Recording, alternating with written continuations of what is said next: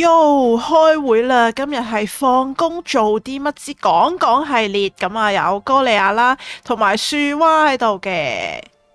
阿你一 say 啊，今日咧，我唔應該咁朝氣啊，我應該要恐怖啲啊，因為咧今日咧又係講啲都市傳聞啊。咁我哋咧今日咧就講一啲咧就係徵集咗一啲係屬於香港嘅一啲大學嘅都市傳聞嘅。係啦。咁嗱，問你哥利亞，你有冇聽過一啲關於大學嘅都市傳聞或者鬼故事？有嘅，但係我又唔係太深刻印象，我淨係記得唔知中大定港大係有個咩邊子姑娘，係佢前後都係一條邊咁噶嘛，類似係咪啊？呢個當年我喺收音機聽嘅時候，我係震撼咗噶，因為我真係覺得係幾嚇人，即係大佬兩條邊，即係前後都係邊喎，我冇記錯。我都好似記得係咁，同埋好似係咪有咩一條邊路定係點㗎？即係佢有條路叫邊子路咁樣㗎。係，好似係有邊子路嘅，係有邊子路嘅。係啦，咁呢個係一個係啦，哥利亞都好犀利啦！一講咧就已經講咗其中一個咧非常之為人熟悉嘅一個都市，即叫做大學嘅鬼故啦。咁其實咧呢個鬼故咧就係可以更正翻，呢個其實係一個香港中文大學嘅一個鬼故嚟嘅。咁咧係啦，其實佢咧就屬佢發生嘅背景咧，其實咧就喺呢個中大嘅本部附近啦。咁嗰時咧就火車路軌嘅旁邊咁樣啦。咁其實咧嗰段時期咧就因為咧70、80年代嘅時候咧都比較盛行呢個偷渡噶嘛，即係嗰時因為動盪少少啦，咁就所以咧好多一啲內地嘅人咧都走咗過嚟香港咁樣啦。咁咧就據聞啊中大嘅火車路其實咧就一直都傳咧即係好多年嘅啦，傳咗好多年就話好猛鬼。咁原因咧就係喺嗰70、80年代嘅時候咧，有一個叫做梳長邊嘅姑娘，咁咧就咁啱咧喺嗰段時期咧就由大陸偷渡嚟香港。咁佢本身咧其實咧就諗住咧就趁個火車咧慢駛嘅時候咧就跳車逃走嘅。咁但係中途無啦啦咧就遇到一個職員啊，咁佢咧就話要查佢張飛。咁佢就好驚啦，冇飛啊嘛，佢偷渡噶嘛。咁佢咧就情急之下就跳車。咁就係因為咧佢條邊太長。咁咧正就因為太長勾咗喺個列車嗰度。咁所以佢啱啱落地嗰下咧就將個頭啦、頭皮同埋臉皮扯開咗。哇！係啦，咁黑 core 啊！而家啲以前啲傳說咁恐怖嘅。係啊，跟住之後咧就因為咁樣啦，咁就從此咧佢個靈魂咧就好似某一個時間就會出現啦。咁佢跳車嘅地段咧，亦都係咁啱咧喺嗰時嘅中大嘅附近喎。咁所以咧佢個靈魂咧，即係一直都仲喺嗰度徘徊嘅。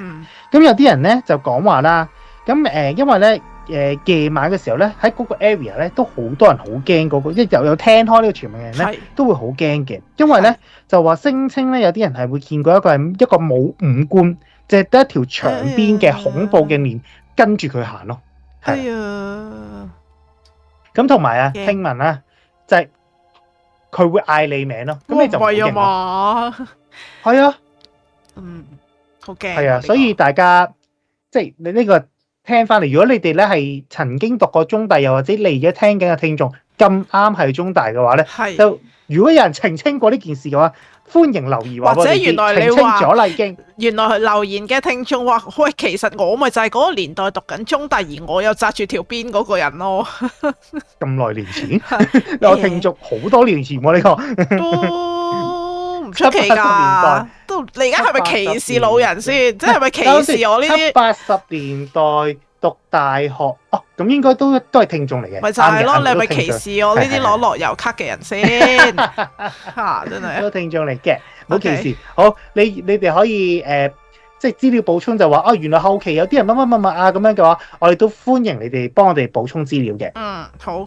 咁第二個鬼故啦，第二個鬼故咧有冇聽過叫做宿舍嘅牛尾湯咧？有少少印象，請你講。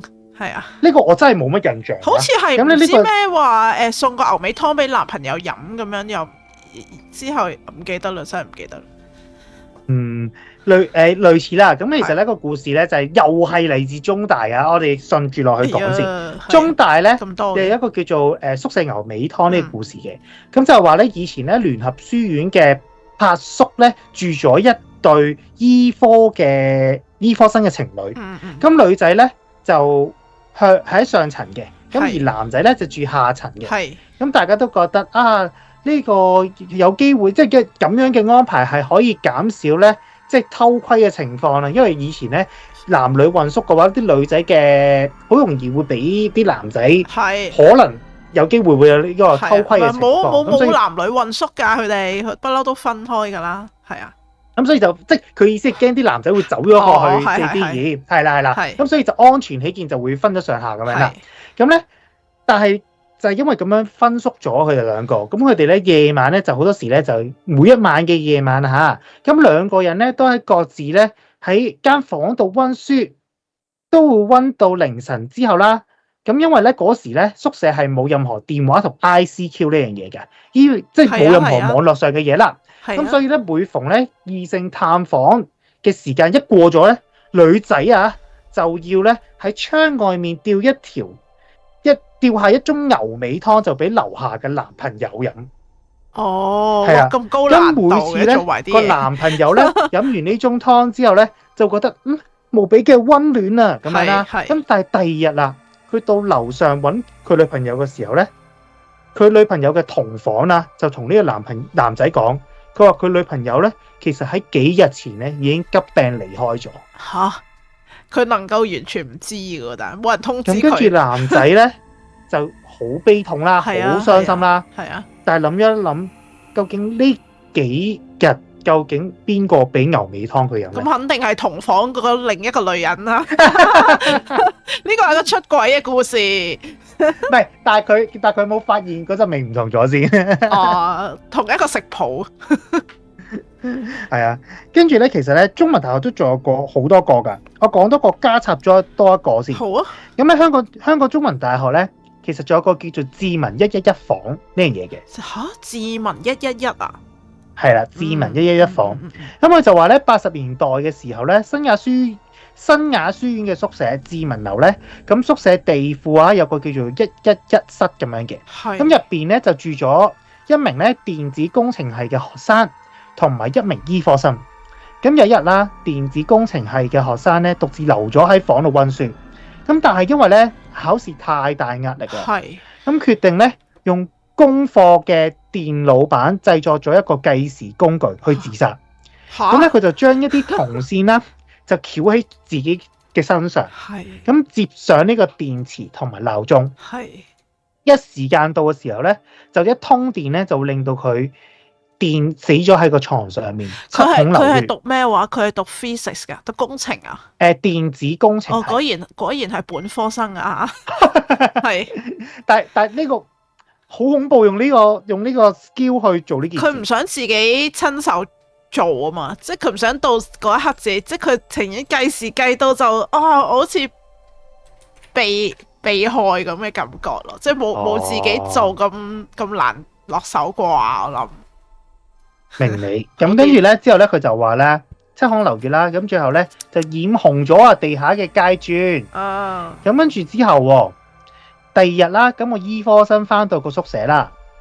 咁我就見到同房喐都唔喐，以為佢瞓緊覺，呢個先癲啊！明七地下，佢以為佢瞓緊覺。佢可能冇望佢。但係重點係醫生嚟㗎，留意翻佢係醫科生啊。咁又唔係，咁你入到房可能都係眼尾睄一睄嘅啫，費事望咁多。都係嘅，又唔係靚女係咪先？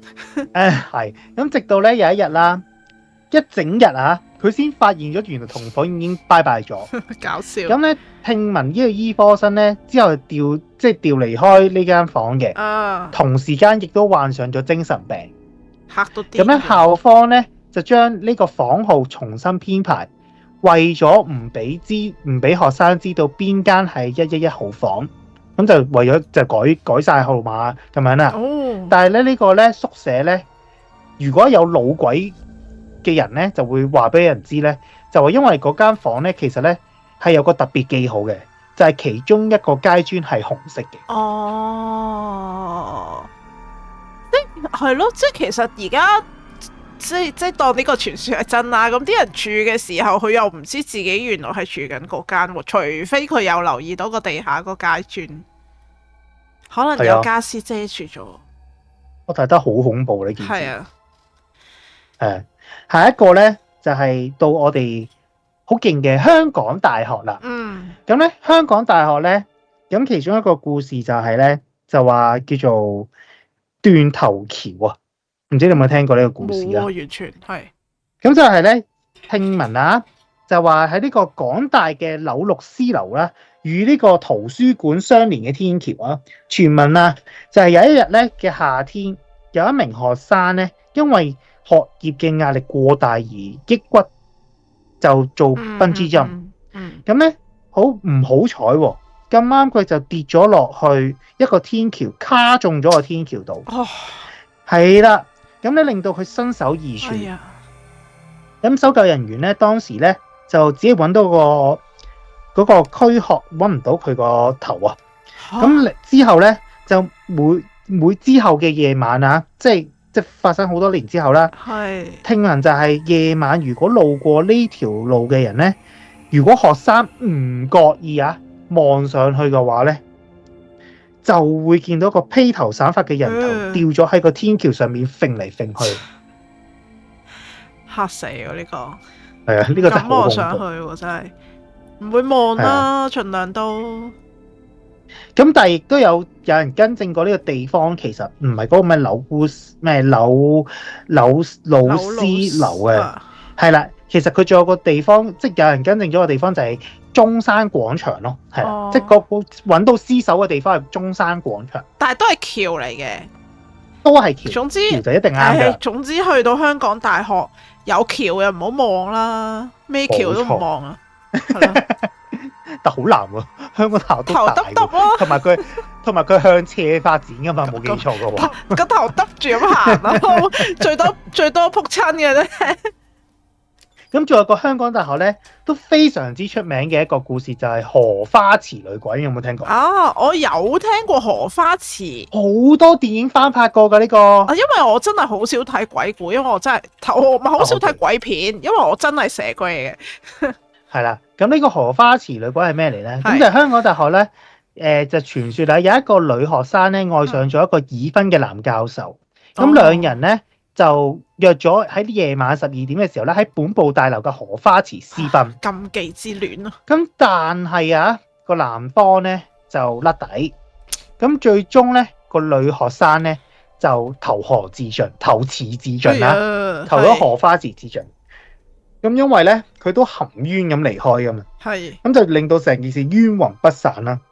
咁就每一晚夜晚啊，就話嗰個荷花池咧，如果啲學生經過嗰個荷花池嘅時候咧，有機會咧會遇到呢個學生，即係嗰個離開咗嗰個學生咧，會問經過嘅同學嘅時間咯。因為佢約咗嗰個人。唔知幾多點，冇錯，可能係啦。譬如就好似午夜嘅時分咁樣，就問你可能幾點啊？即係如果佢係12點嘅話，咁你咪大鑊咯，因為本身佢約咗12點同嗰個教授一齊噶嘛。咁如果係12點咁點啊？所以咧，啲人就話咧，如果佢問時間，一律都唔好答咯。咁冇禮貌，即係你冇理由夜晚咁樣走嚟問你時間噶嘛？你明唔明啊？係，好自然會答人噶喎。如果俾我會話，指住隻錶，叫你自己睇咗啫。唔係喎，電話去睇。如果你隻錶啱啱指住又係12點咁，都瀨嘢喎。你啱喎。係啊，唔得啊。你啱喎。你呢個方案唔得啊。總之一律都唔好答啦，任何嘢都唔可以。頭也不回走啦。冇錯。咁再下一個啦，應該就係超級出名啊，就係科大嘅一個紅眼睛故事啊，科大嘅唯一一個恐怖嘅故事啊。咁咧就話啦，咁因為咧係人都知科大其實喺西貢嗰頭噶嘛，咁我哋咧就喺依山即係喺海側邊又係依山而建咁樣啦。咁佢嘅建築嘅風格咧都係幾特別嘅。咁就聽聞啦，就科大咧每一間宿舍嘅房門咧，其實咧都係會安裝咗呢個防盜眼啊。咁但係咧有一間房咧安裝嘅時候咧，係令到咧外面咧係睇到入面，即係調轉咗嚟安裝，係啦。咁但係嗰時咧大家都冇為意嘅，都係啊，好少會。咁直到咧有一次有個男仔咧意外地發現呢個防盜眼嘅秘密，咁所以咧佢就經常性走去嗰間房咧。就偷偷地望個心儀女仔嘅眼，變態嘅，係冇錯，係真係變態嘅。係咯。咁有一日啦，咁個男仔咧就發現防盜眼咧望過去咧，就係望到紅色啫，望唔到乜嘢。咁起初咧佢就以為，呢間房做乜掛咗個紅色布嘅，睇唔到喎。咁就越嚟越覺得唔對路啦。咁於是咧佢就拍門啦，但係房咧係冇人回應㗎。咁最後咧，佢就唔知點解佢咁勇猛，要踢開人哋道門啦，一嘢就撞開咗道門。呢個人真係變態嘅喎，人哋真係變態嘅。係咯，係啦。咁咧就唔知點解佢要咁樣踢開咗啦。點知一踢開道門啦，就發現咧嗰個房入邊嗰個女生咧，原來吊頸自盡。咁而咧，佢咁啱掉落嚟嘅時候咧，隻眼咧充滿咗血絲，就正正係望住咗個防盜眼。哎呀，即係佢一直望緊佢隻眼喎。係啊，好恐怖呢個，呢個真係恐怖。呢個真係嘅，但係呢個唔係鬼故嚟嘅喎。其實嚴格嚟講，佢見到佢呢個係咩？佢見到佢咩啫嘛？佢見到佢個 body 啫嘛。即係佢見到佢。但係嗰間房之後之後就好恐怖啦。哇，好癲喎呢個。係啊，呢個真係好恐怖。呢個紅眼睛嘅故事。呢個係教訓人唔好偷窺別人。啱啊。啱啊，咁跟住再下一個啦，就一個叫做香港理工大學嘅唔會熄燈嘅圖書館，係啦。咁呢個係咩嚟咧？係你有冇聽過？你有聽過？我冇啊，但係因為我總之我成日去理工大學嘅圖書館嘅有一輪。咁大膽？係啊，但係我又唔知啊，你繼續講先，我完全唔知有呢單嘢喎。係啦，咁其實咧就係咧。聲稱讀過理大嘅同學仔都會聽過㗎，係啦。咁就話咧，佢話理大嘅圖書館咧，4樓啲燈咧永遠都唔會閂嘅。唔知大家有冇發覺呢件事啦？咁就咧聽聞咧就係曾經有一位好勁近視嘅女生，咁咧佢就咧喺夜晚咧喺圖書館度讀書讀到好夜，跟住一個唔小心咧就瞓着咗。咁而管理員咧。喺熄咗燈嘅時候咧，即係就算係閂晒燈都唔，即係閂燈之前都唔懷疑呢個女仔，所以就閂咗燈啦。咁跟住咧個女仔咧醒咗之後咧，就發現咦漆黑一片喎，呢一下已經夠驚。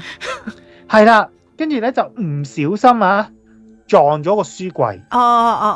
咁最尾咧就當場慘叫，而被個書櫃壓死咗。哎呀，係啦，咁跟住咧。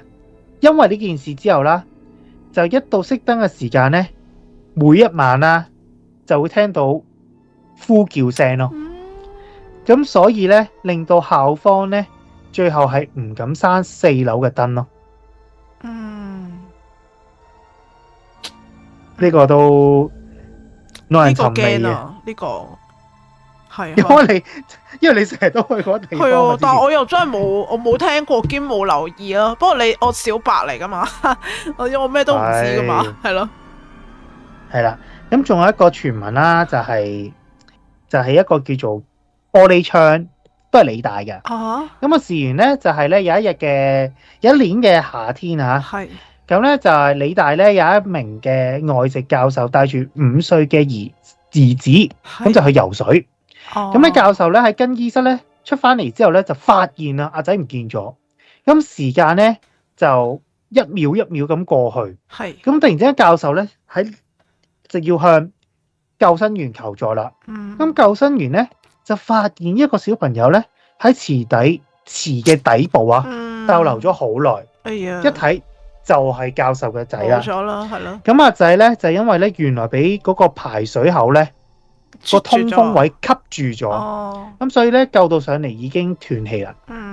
咁自此之後啦，咁每個坐喺落地玻璃嘅窗，落地玻璃窗隔離嘅啲學生咧，都會見到一個細路仔咧貼近咗喺個玻璃度啊！救命！但問題咧，見到個小朋友個身影咧，佢係由下應該咁講，由下半身開始其實係消失，即係半透明狀態咯，漸變咗。喂，但係咁所以咧，係你繼續先。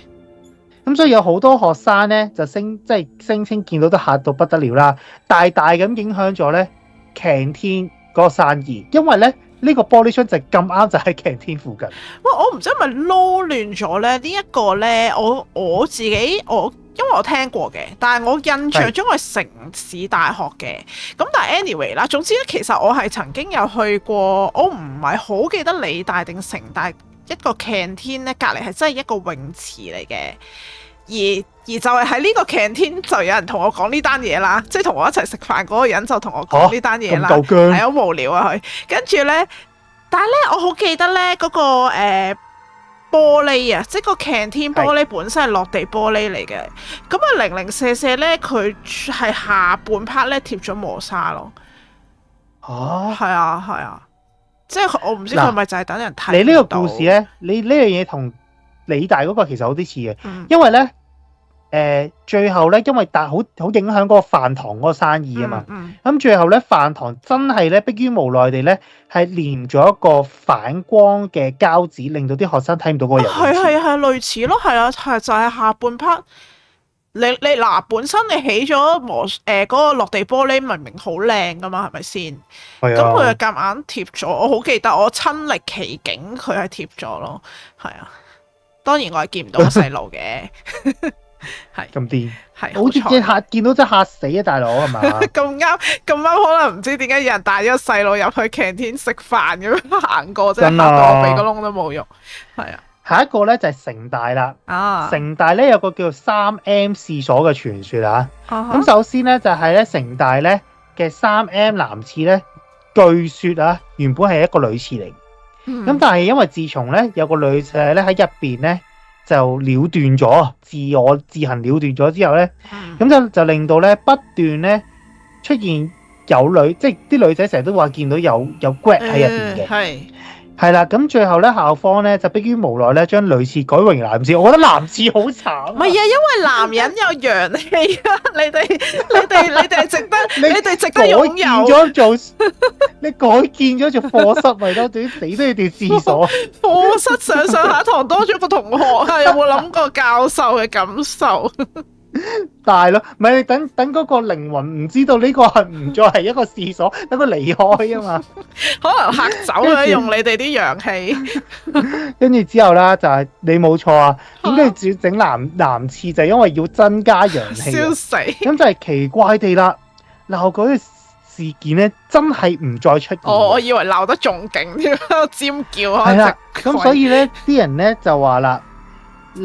城大嘅3M 男廁咧係冇尿兜嘅。吓？因為原因就係咁樣咯。如果有城大嘅同學仔或者校友，麻煩留言講下，係咪真係有個男廁係冇尿兜嘅咧？好可疑啊！咁如果係，其實都真係幾恐怖。proof 咗呢件事都嚇死人。係啊。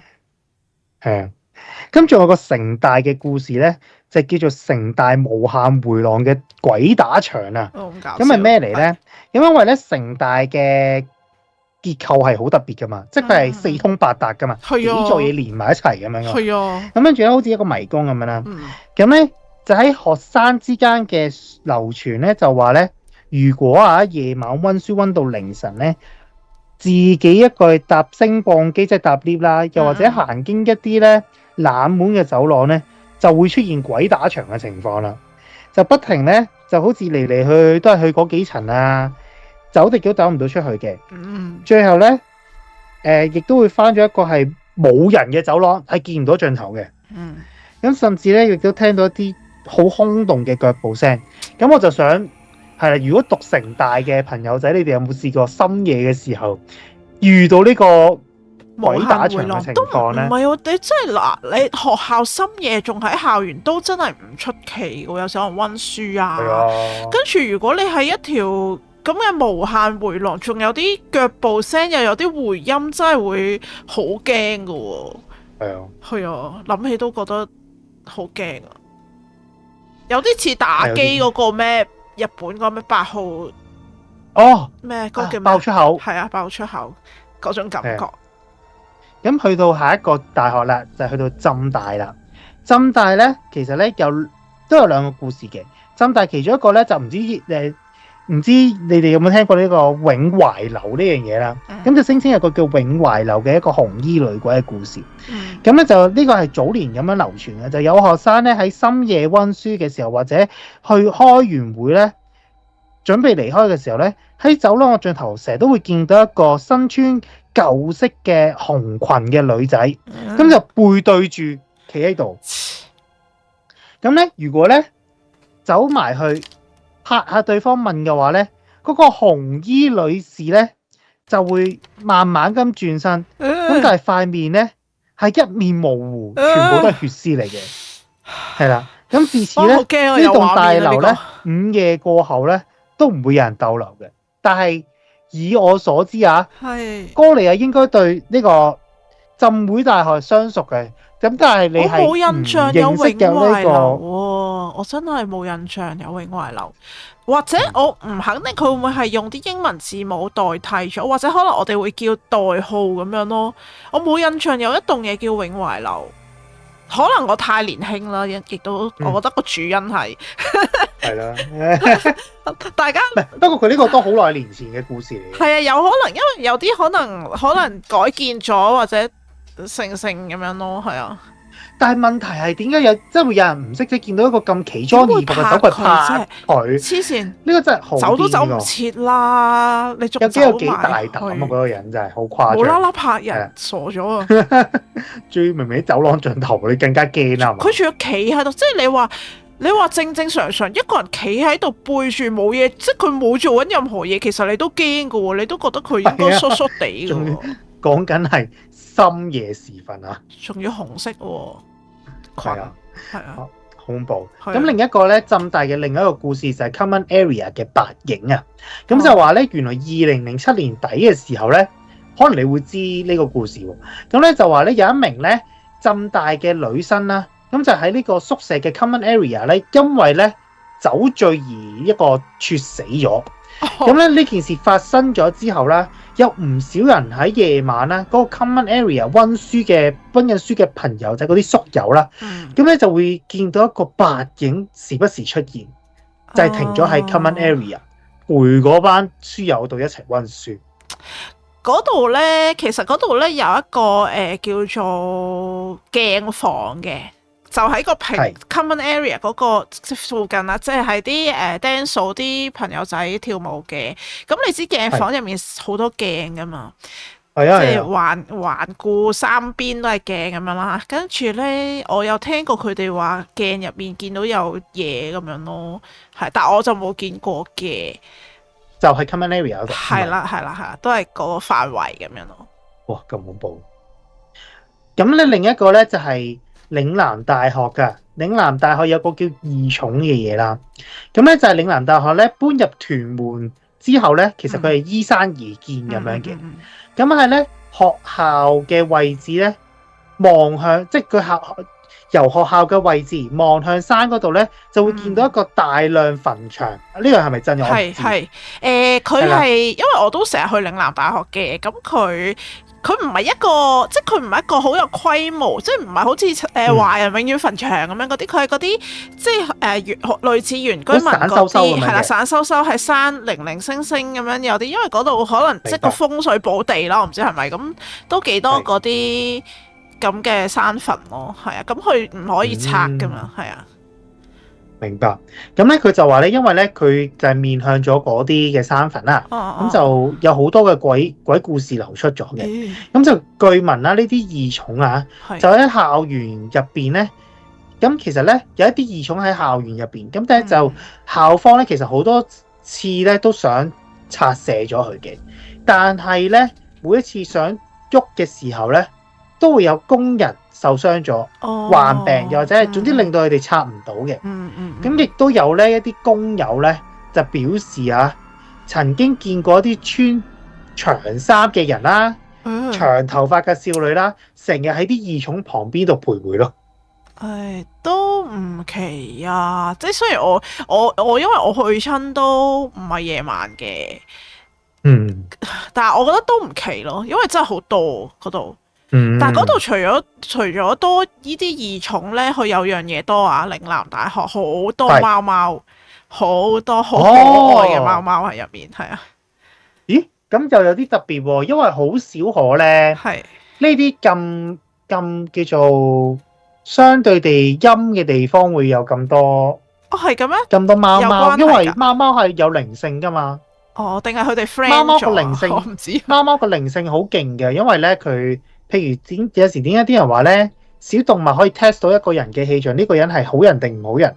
呢個人呢排係氣場好定係氣場唔好咧？就係如果啲貓貓會主動過嚟撩你嘅話咧，一你就有機會咧，你係好人；二就係你有機會你呢排啲運氣好好，令到佢好 peaceful， 咁所以啲貓貓就會撩你。哇！我想講咧，即係我係永遠啲動物係唔會親我噶。見到我夾住條尾跑走嗰啲嚟，一係就吠我咯。你殺氣好重。我真係因為我有一輪成日行山咧，我試過有一次最過分啊吓，即係嗰隻狗啊吓，喺大概離開我300米咁遠嘅啫，300米好遠噶。係。佢吠我離遠已經，跟住仲要衝過嚟。哇！咁恐怖。係啊，好彩我衝埋過嚟。係啊，勁驚啦，因為我本身都驚動物嘅，跟住好彩我身邊有人就嚇走咗佢咁樣咯。咁勁？係啊，我阿爸。野狗我唔敢啊，野狗我唔敢喎，好兇猛嘅嗰啲。唔係，我阿爸有一個絕招就係只要你佢遞高手，跟住怪叫咯，佢係即係我爸係嗰啲山野人嗰啲 feel，原住民咁樣，跟住怪叫，跟住隻狗就會夾住條尾好驚咁樣走咗，即係地盤啊嗰啲狗都係咁。可能以為你 call 馬，係一個我真係第一次見到嗰啲，因為地盤狗咪好惡噶嘛，同埋啲山嗰啲狗好惡噶嘛，因為佢守地盤啊嘛，真係。係啊，俾我爸嚇到癲咗，走咗。黐線。係啊。咁仲有一個咧，就係一個樹仁大學啦。樹仁大學有一個叫做結界事件嘅。咁咧就話咧，樹仁大學因為佢係位於一個寶馬山半山啦，咁所以咧佢第四係比較孤立嘅。咁咧就因為由於寶馬山嘅歷史上面曾經發生過一個好嚇人嘅命案，咁加上咧嗰個山區咧霧氣好重啊，交通咧就令到啲交通成日都好似被隔絕咁樣大霧嘛。咁咧學生之間一直都有流傳，如果夜晚翻去學校嘅時候咧，周邊啲斜路咧上去嘅話咧，好容易咧一係就行錯路，一係咧就撞邪嘅。咁亦都有啲學生夜晚翻去嘅時候咧，就成日會經過啲叢林嘅時候，會發現有好多隻眼望住佢咯。太癲！呢個就係樹仁大學啦。樹仁大學又有嘢講喎。你講啦，分享。係啊，因為咧樹仁大學後面咧係有個位咧，啲人學泊車㗎，即係揸學車。係啊，學泊車。咁咧有一輪咧，因為嗰度其實真係好點講，比較少車啦，冇咩人去咁樣嘅。咁跟住咧有一年咧就係應該年初二放煙花咁樣啦。咁就我同我另一半咧就揸車上去睇煙花咁嘅，係啦。咁因為都好多人睇，亦都要約過，即係你唔會好似喺維港睇煙花咁逼啦。咁我哋又唔中意逼啊嘛，咁啊懶開心咁樣啦。咁跟住咧上到去咧。咁我哋仲同大概10幾20個人咁樣，跟住就一齊逼咗喺一個樓梯位嗰度，就喺度觀望啲煙花。但係咧啲煙花都未開始放咧，我唔知點解我人咧係突然間好唔舒服，我係唔舒服到直頭我係要攣低嗰種唔舒服。咁係啦，跟住撞嘢喎。係啦，跟住咧就然後咧就我另一半咧就同我離開咗嗰個樓梯嘅範圍，就行遠咗，你當行遠咗大概10步到啦咁樣就做，跟住我係完全冇事咯，突然間。係啦，咁一定係撞嘢啊！但係其他人冇嘢。因為你咁啱個磁場同佢 connect 咗嘛，因為或者佢企咗喺你隔離咯。唉，唔知啊，跟住係咯，跟住冇啊，後尾都有睇煙花嘅，後尾都冇乜嘢咯，冇乜特別，係啊，但係都最緊要人冇事啊，真係冇嘢。嗰個位都平時係真係好少人嘅，係啊。講埋最後一個啦，咁就係香港教育大學嘅，咁咧就教大其實佢嘅位置咧本身係一個叫大埔揮路與校園交界嘅一個鬼故，就唔 exactly 教育大學啦。OK，咁就話咧係啦，咁因為咧教院咧就其實即係教大啦，其實咧都係依山而建啦。咁因為咧佢係好近呢個大埔猛鬼聖地啊，即係大埔嗰頭都幾多啲故事噶嘛。咁咧就話校園咧即係學校啦，咁就因為咧曾經咧有嗰啲住宿舍嗰啲學生反映過，就話咧半夜啊喺宿舍房嘅入邊啊，會聽到咧走廊傳出一啲好齊整嘅腳步操兵聲。哦，咁驚！又或者有人咧喺走廊度竊竊私語，咁咧所以咧開門睇下。但啲人咧重點係啲人真係開門啊，開門發現係冇人啊。我諗住講下，做佢哋啲學生咁勇嘅，真係好大膽。咪就係咯，我哋呢啲驚死到爆，大佬。跟住之後咧，亦有人話咧，如果夜晚咧就搭的士翻上山，即係翻學校嘅時候咧，司機咧就會喺車上面咧會多出一個位，叫做無聲嘅乘客，直到到咗學校嘅時候咧就會自動消失啦。個人。哎呀，邊敢做嗰個司機啊？但我諗如果做嗰條線嗰啲司機，好大機會慣咗啦，因為知道咗呢件事。都驚唔驚噶？都驚噶，其實。都驚啦，大佬。好難慣咯，意思係。變相嗰個人都認得你喎。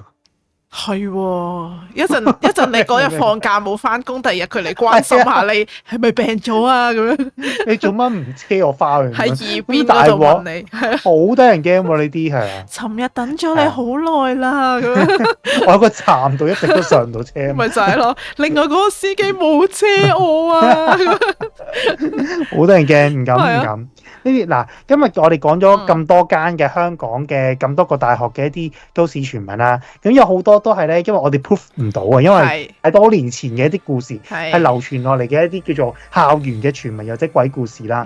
咁如果咧你自己自身都遇過啊，唔係大學嘅，或者可能你讀嘅某一啲學院，或者外國嘅，都遇過呢啲咁樣嘅校園嘅靈異故事咧，都歡迎留言話俾我哋知呢個校園嘅都市傳聞。